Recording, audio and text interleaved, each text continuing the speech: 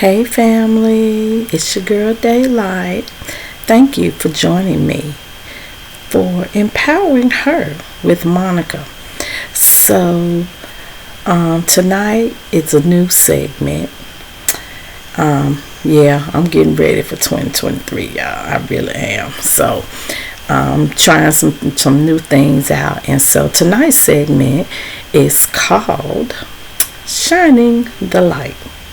So, for some of you all that know Daylight and know that Shining the Light has been one of our phrases, slogans, taglines for a long time, and so I've decided it's time to really use use it and really shine the light. So tonight, first of all, I want to say I'm happy for Kim Kardashian.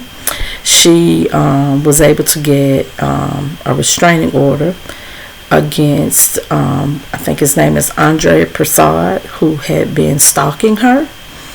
And the restraining order is effective for 5 years. He has to stay 100 feet away from her. And so I guess in the hearing, Kim was sharing that he had been on social media. I guess he said some things about her. And then he also said that she had been communicating with him telepathically. So, yeah, I thought that was real interesting. But I'm sure she can rest a little easier because it's my understanding that this dude tried to get in her house like 3 times in August. So yeah, a restraining order doesn't keep you safe, and there are no guarantees with or without a restraining order. However, there's somebody else involved now saying you need to stay away from her. So I'm happy for her. I'm sure she and her children feel safer. She's had a really rough year. And so anyway, so let's talk about something closer to the neighborhood. I'm in Georgia. Most of y'all know I'm an original Georgia peach. I was born in Savannah and raised in Atlanta. So went to school in DeKalb County. So the story that I'm getting ready to tell you about now, it's right here in ATL. So on Thursday, December the 1st, 2022, the Attorney General, Chris Carr, announced that the Office of Human Trafficking, the unit of the prosecution unit, had indicted Cordell Thayer and Jahandria Sebron in DeKalb County. This couple was indicted on charges for human trafficking of a 16-year-old, aggravated assault, false imprisonment, and cruelty to children in the first degree. Apparently it seems that this couple was working with 2 others. I don't know if they're a couple or whatever, but they were working with a Raphael, Olivia Sewer, and a Jody Netter, who were also indicted on charges of human trafficking and cruelty to children in the first degree. Now, it seems that they were all arrested in 2021 after a 14-year-old girl had been rescued. Let me say that part again. They were arrested after a 14-year-old girl that they had been trafficking was rescued. I'm going to let that marinate for about 2 seconds.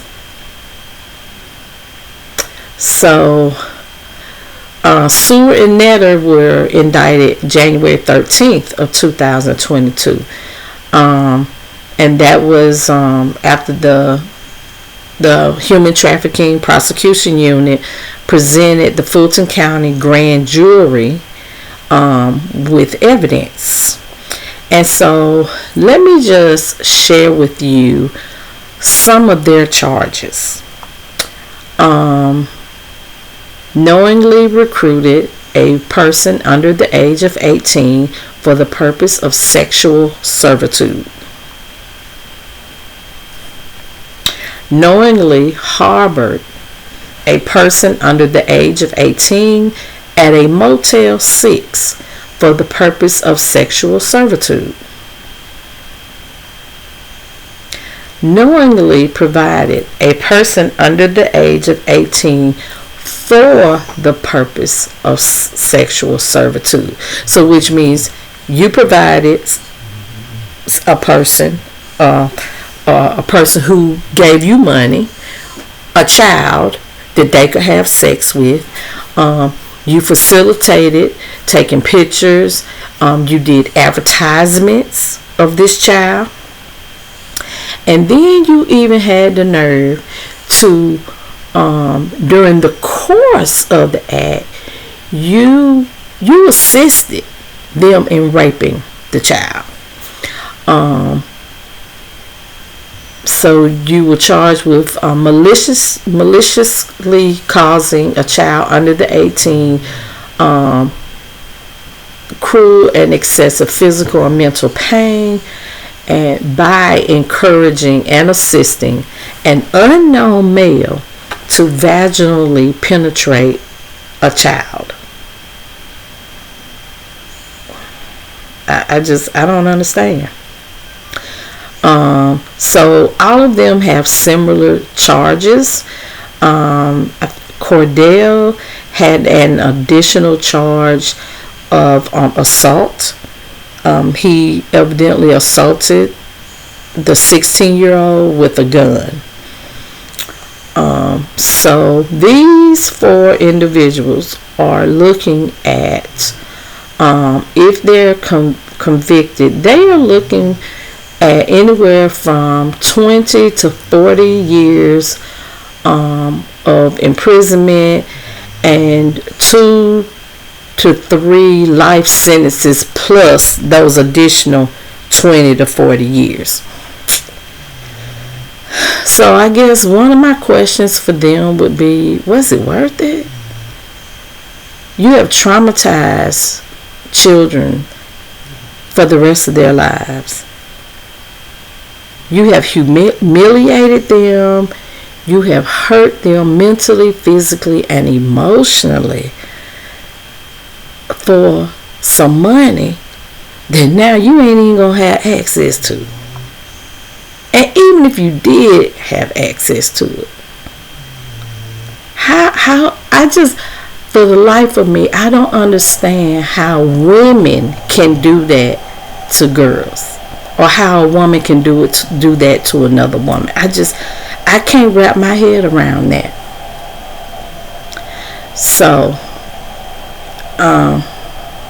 y'all pray for these babies,